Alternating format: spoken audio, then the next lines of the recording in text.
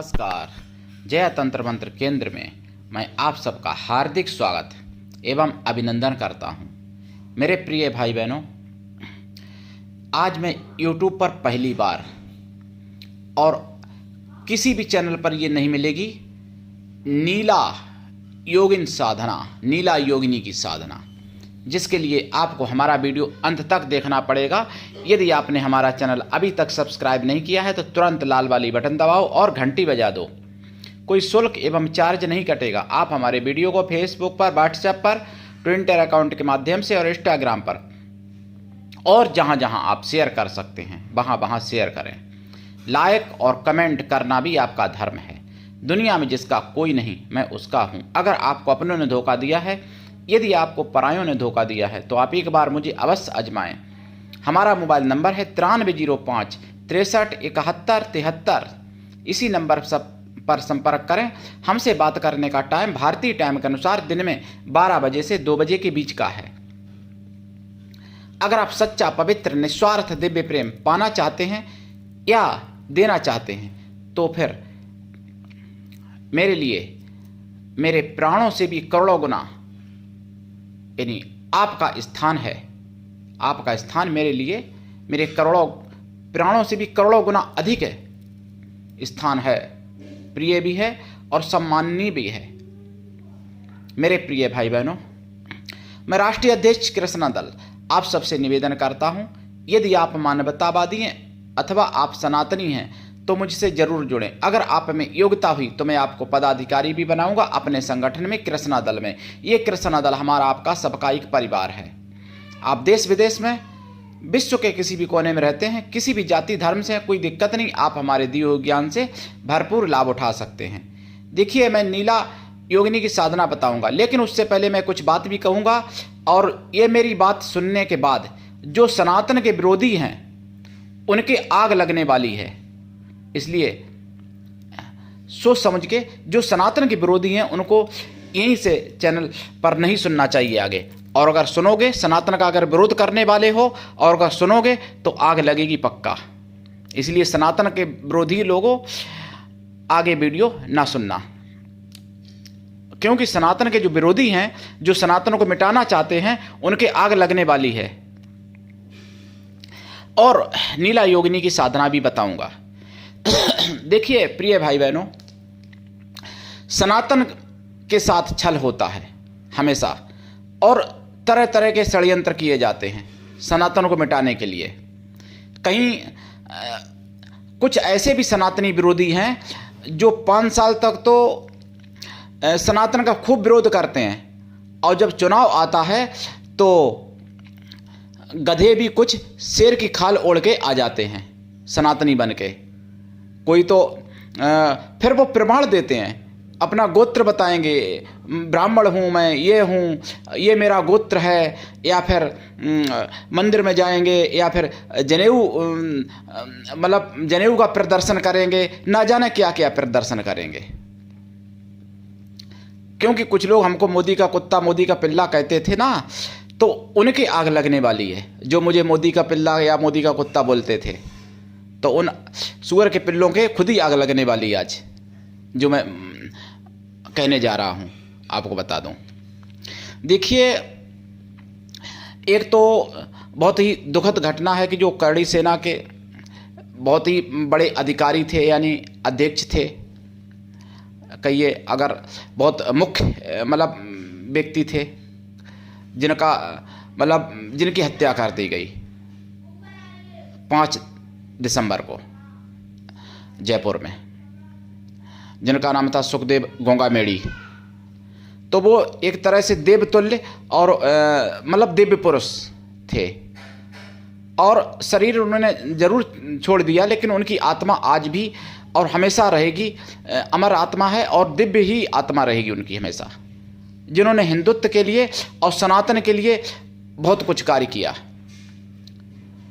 कोई यूट्यूबर ये बात नहीं बोल रहा होगा शायद, जो जिस तरीके का हमारा चैनल है उस तरीके का चैनल जिसका भी होगा वो ये बात नहीं अभी तक किसी ने बोली होगी। क्योंकि उनको पैसा कमाना है, उनको अपना सामान बेचना है, उनको दीक्षाएं बेचनी है, तो वो सनातन की बात क्यों करेंगे। तो देखिए हत्या जो हुई है उनकी, और जिम्मेदारी ली है किसी हिंदुई नाम वाले ने। बता रहे हैं बिसलोई हैं, कौन है क्या है, भाई राजस्थान की घटना है। लेकिन मैं एक बात कहना चाहूँगा यहाँ पर कि यहाँ पर षड्यंत्र कुछ और होता है। कुछ ऐसी मतलब सनातन की विरोधी ताकतें हैं जो तथाकथित यानी लोकल नकली डुप्लीकेट सनातनियों को खरीद लेती हैं और उनसे ऐसे कांड करवाएंगी ताकि जाति जाति में लड़ जाए सनातन धर्म। 24 का जो चुनाव आने वाला है उससे पहले बहुत कुछ होगा, अभी तो कुछ भी नहीं हुआ है। इसलिए हमको आपको सभी को सावधान रहना है। 24 से पहले बहुत कुछ होगा, और ये करेगा कौन? ये सनातन के विरोधी लोग करेंगे, क्योंकि तरह तरह के वो हथकंडे अपनाएंगे ताकि मोदी ना आ पाए। लेकिन एक मेरी भविष्यवाणी समझ लीजिएगा, मैं एक राष्ट्रीय संत हूं। सनातन के विरोधी जितने हैं उनके बाप दादा जो मर गए होंगे उनमें भी ताकत नहीं है 24 में मोदी को रोक लें। 24 में प्रधानमंत्री मोदी ही बनेंगे, ये 100% सत्य है, और पूर्ण बहुमत से बनेंगे। ये लिख के रख लीजिएगा मेरी भविष्यवाणी। और आपको बता दूं 96 में कुछ ऐसी बातें कही गई थी मेरे द्वारा। 2000 में यानी 2000 में मोदी को प्रधानमंत्री बनाने के लिए हमने अपने शिष्यों के सामने कहा था। तब कोई भी नहीं कहता था कि मोदी प्रधानमंत्री बनेंगे। 2000 में कोई नहीं जानता था। लेकिन उस समय, हालांकि मैं ये नहीं कह रहा कि मैं त्रिकालदर्शी हूँ, मैं जानता नहीं था, लेकिन गुरु की कृपा से मेरे मुख से निकल गया। जैसे भी निकला ईश्वर जाने, और वो 14 में सत्य हुई आके, यानी 14-15 साल बाद वो सत्य हुई बात। तो लेकिन ये मैं 1 साल भी अभी नहीं बची है चुनाव में, 24 में। तो 24 के चुनाव में मोदी 100% पूर्ण बहुमत से प्रधानमंत्री बनेंगे, और जो मोदी के विरोधी हैं, जो सनातन के विरोधी हैं, उनके बाप दादा में भी ताकत नहीं है कि मोदी को रोक लें। और मेरा तो देखो मोदी से कोई लेना देना नहीं, लेकिन सत्य है, यथार्थ सत्य है। हम ऐसा नहीं कि मोदी मुझे कुछ दे जाते हों या मैं कट्टर भाजपाई हूँ, लेकिन मैं सत्य सनातन का हूँ, और जो सत्य सनातन को मानेगा मैं उसको मानता हूँ। जो सत्य सनातन को मिटाने की बात करेगा मैं उसको भी मिटाने की बात करूँगा। कई लोगों ने सत्य सनातन धर्म को मिटाने की बात की। कई ऐसे सुअर के पिल्ले जो केवल बीजेपी 3 राज्यों में अभी जीत गई, उसी में सुअर के पिल्ले रोने लगे जो सनातन के मिटाने की बात करते थे। कुछ लोग सनातन को फेक बताते थे, कुछ लोग राम भगवान को प्रति टिप्पणी करते थे, कुछ लोग दुर्गा माता के प्रति कुछ लोगों ने टिप्पणी की थी नवरात्रे के बाद या नवरात्रे के अंतर्गत। तो ऐसे सुअरों के ऊपर, यानी हालांकि मैं सुअर क्या कहूँ, सुअर की विष्ठा में रहने वाले कीड़े हैं। मैंने तो पहले ही उनको उपमा दे दी है, जो अभी तक किसी चैनल से नहीं ये बात कही गई कि जो उनको सुअर कहना भी उनका अपमान, मतलब सुअर का भी अपमान है। अगर मैं उन लोगों को सुअर बोलता हूँ तो सुअर का अपमान है। वो सुअर की विष्ठा में रहने वाले कीड़े हैं ऐसे लोग। तो ऐसे कीड़ों से सावधान रहना है। जाति जाति में लड़ाने की कोशिश करेंगे, भाषा में लड़ाने की कोशिश करेंगे, और सिटी और देहात में अमीर गरीब में लड़ाने की कोशिश करेंगे सनातनियों को, और स्त्री पुरुषों में भी लड़ाने की कोशिश करेंगे। तो उससे सावधान रहना है और ध्यान रखना है कि बटन कमल का दबाना है, ताकि सनातन के विरोधियों की अकल ठिकाने लगे। कुछ लोग तथाकथित सनातनी अपने को कहने वाले, कुछ लोग ब्राह्मण के नाम पर भी कलंक, पाकिस्तान को जिताने वाले, पाकिस्तान की बात करने वाले, पाकिस्तान परस्त जो बिकाऊ हिंदू हैं, तो ऐसे हिंदुओं से भी सावधान रहना है कि उनका, देखिए सीता का जब हरण हुआ था तो रावण भी साधु बन के ही आया था। तो कुछ ऐसे भी हैं जो कि चुनाव के दौरान सनातनी बन जाएंगे। लेकिन आपको इतिहास देखना है कि हमेशा सनातनी कौन रहता है। और कुछ लोग केवल चुनाव प्रचार में सनातनी बनते हैं। तो ये सारी बात। अब मैं आपको बता दूं नीला योगिनी की साधना। नीला योगिनी कौन है? ये नील सरस्वती माता की सहयोगी शक्ति हैं नीला योगिनी। नील सरस्वती माता, नील सरस्वती तो आपने नाम सुना ही होगा, तारा माता का ही एक रूप है नील सरस्वती। और नील सरस्वती का ही एक सहयोगी शक्ति नीला योगिनी है, जिनका नाम पूरे यूट्यूब पर खंगाल लेना कहीं नहीं मिलेगा। और ये सब कुछ दे सकती हैं। नील सरस्वती की तरह इनका प्रभाव होता है। नील सरस्वती से जल्दी प्रसन्न हो जाती। नील सरस्वती की सेविका एक शक्ति है नीला योगिनी। तो संभवतः नील सरस्वती की तरह इनकी साधना भी की जाती है। मैं फिर भी मैं बता देता हूं, अगर गुरु मालिक ने चाहा तो मैं मंत्र भी बता दूंगा, नहीं तो मंत्र नहीं बताना चाहिए कायदा में। देखिए मेरे प्रिय भाई बहनों, पहले मैं बता दूं आपको, मैं हर प्रकार का मार्गदर्शन करता हूं और जो सनातनी उनके लिए मैं पूर्ण रूप से समर्पित हूं, तन से मन से। और जो सनातन के विरोधी हैं उनके लिए मैं शत्रु, जितना बड़ा शत्रु वो लोग मुझे माने, जितना घोर से घोर शत्रु माने, उतना बड़ा मैं उनका शत्रु हूं जो सनातन का विरोध करते हैं उन लोगों का। मेरे प्रिय भाई बहनों, आपको मैं बता दूं जो नीला योगिनी की साधना है, ये साधना अगर आप कर लेते हैं अपने जीवन में तो आप ऐसा कोई कार्य नहीं जो ना कर सकें। इनको आप माता या बहन या पुत्री रूप में सिद्ध कर सकते हैं। उल्टा सीधा मत सोचना। आजकल यूट्यूब पे हर किसी को भोग की वस्तु बना दिया यूट्यूब पर लोगों ने। पत्नी प्रेम का हर किसी को बनवा देते हैं। योगिनी को भी बनवा दे रहे, यक्षिणी को भी बनवा दे रहे, गंधर्व कन्या को भी बनवा दे रहे, अप्सरा को भी बनवा दे रहे। मानवीय कन्या को लो तो संतुष्ट नहीं कर पाते हैं, मूर्ख तलाक़ें इतनी हो रही हैं, और यक्षिणियों को और अप्सराओं को पत्नी और प्रेमिका बनवा दे रहे, और तैसे ही बनाने वाले मूर्ख लोग बन जाते हैं। पहले मानवीय स्त्री को तो संतुष्ट कर लो, तब फिर अप्सरा को और यक्षिणी को पत्नी प्रेमिका बनाना। बहुत लोग हमसे फ़ोन करते हैं। तो इसलिए नीला योगिनी को आप उल्टा सीधा मत सोचना, नहीं तो पतन हो जाएगा, सर्वनाश हो जाएगा। ये बहुत उग्र देवी हैं और बहुत सौम्य भी है, और अगर इनको कोई सिद्ध कर लेता है तो हर प्रकार का ज्ञान का भंडार खोल देती हैं उसके आगे। ज्ञान का, धन का, बल का, यौवन का, हर प्रकार का भंडार दे सकती हैं ये। और आप चाहोगे कि बुढ़ापा ना आए तो ऐसा भी संभव है कि बुढ़ापा ना आए, लेकिन उतनी साधना भी तो होनी चाहिए। मेरे प्रिय भाई बहनों, नीला योगिनी माता की साधना कैसे करें? पूर्व या उत्तर दिशा की तरफ मुख करके बैठें। आसन नीला ज़्यादा अच्छा रहेगा, वैसे लाल आसन पर भी किसी भी योगिनी की साधना की जा सकती है। रुद्राक्ष की माला या लाल चंदन की माला, या फिर फिरोजा की माला, या नीले हकीक की माला, या लाल हकीक की माला। और इनका जाप जो है कम से कम 100 लाख है। जाप का दशांश हवन, हवन का दशांश तर्पण, तर्पण का दशांश मार्जन, मार्जन का दशांश ब्राह्मण। पवित्र पतिव्रता स्त्रियों को, स्वागल स्त्रियों को भोजन करा दें, या फिर ब्राह्मण पवित्र कन्याओं को भोजन करा दें, अथवा उतने ब्राह्मणों को भोजन करा दें, अथवा उतनी गौ माताओं को भोजन करा दें। कन्याओं या स्त्रियों को भोजन जो आप कराएंगे किसी भी जाति वर्ग की ले सकते हैं, लेकिन वो कन्याएं या स्त्रियां शुद्ध शाकाहारी हों, मन से पवित्र हों, भगवान की तरफ निष्ठा एवं विश्वास हो, पूजा पाठी हों। और नीला योगिनी माता की कृपा से आप संसार की हर वस्तु को आप पा सकते हैं, हर वो आप कार्य कर सकते हैं, सारे कष्टों को नष्ट कर सकते हैं, अपने भी और पराये भी।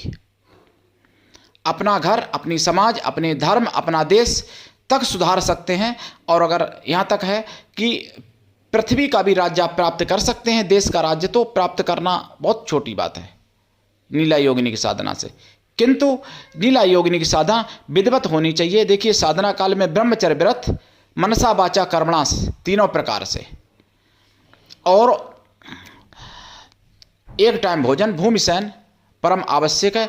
साधना काल में और साधना के बाद लाइफ टाइम शुद्ध शाकाहारी रहना पड़ेगा इस साधना में। और इस साधना में इंद्रिय संयम बहुत कठोरता से बरतना पड़ेगा, क्योंकि मूलाधार चक्र इसमें सबसे पहले सक्रिय होता है, और जब मूलाधार चक्र जागृत होता है तो काम वासना बहुत ही अपार रूप से जागती है, और अगर उसको आप नहीं संभाल पाए तो पागल भी हो सकते हो, मृत्यु भी हो सकती है, कोई क्षत विक्षित हो सकता है अंग। लेकिन अगर आप संभाल ले गए साधना काल में ब्रह्मचर्य व्रत को, तो आपसे ज़्यादा बलवान संसार में कोई नहीं हो सकता। हर प्रकार से आप सर्वस्व संपन्ना बन जाएंगे। अगर माता बहन है कोई, अगर भाई हैं, आप सर्वस्व संपन्न बन जाएंगे, सर्वज्ञ बन जाएंगे हर प्रकार से, और आप अपने सभी चक्रों को जागृत कर सकते हैं। इस साधना से सारी विद्याएं प्राप्त कर सकते हैं, अदृश्य विद्या या परकाया प्रविष्ट या आकाश गमन या जल गमन, वायु गमन, मतलब A to Z सारी विद्याएं आप प्राप्त कर सकते हैं। ये साधना अभी मैंने इस जन्म में नहीं कर पाई है, ये भी बता दूं, लेकिन पूर्व जन्म का मेरा प्रैक्टिकल अनुभव है।